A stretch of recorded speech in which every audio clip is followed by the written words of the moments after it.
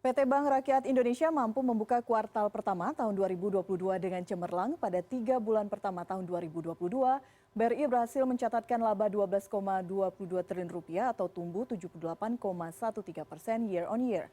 BRI pun optimistis pada tahun 2022 ini penyaluran kredit BRI akan tumbuh 11%.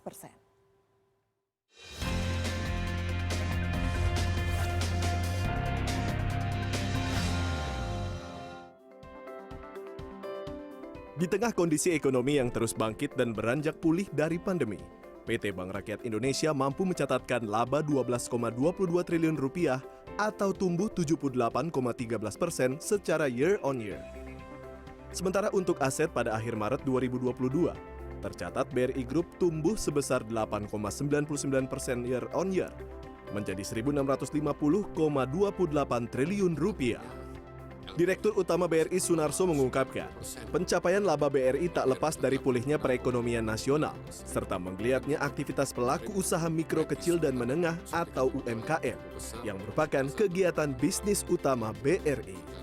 Sunarso menyatakan kondisi UMKM yang mulai pulih saat ini mendorong penyaluran kredit BRI tumbuh 7,43% year on year, menjadi sebesar 1.075,93 triliun rupiah.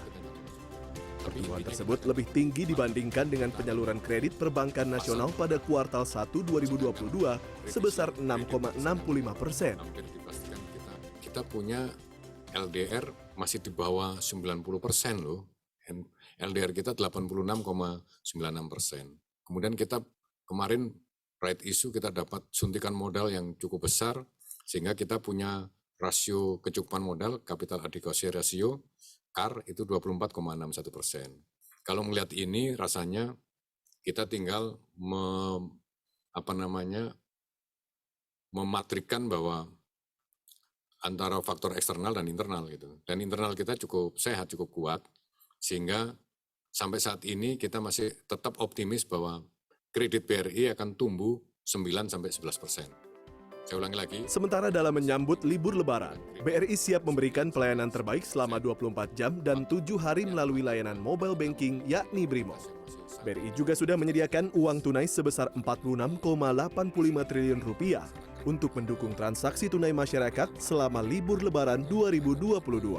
BRI menyiapkan uang tunai ya 46,85 triliun rupiah ya. Ini untuk lebaran tahun ini. Jadi angka ini meningkat 73% dibanding tahun lalu. Dan ini merupakan antisipasi kita untuk menghadapi lonjakan transaksi. Mengingat kita tahu bahwa larangan mudik telah dicabut pemerintah setelah 3 tahun kita sudah mulai jarang mudik.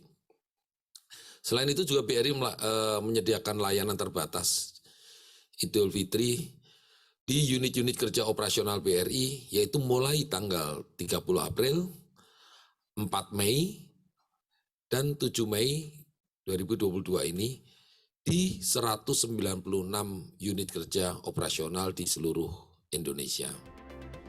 Direktur Utama BRI Sunarso menjelaskan, keberhasilan BRI dalam menyalurkan kredit di atas rata-rata industri perbankan nasional diiringi manajemen risiko yang baik.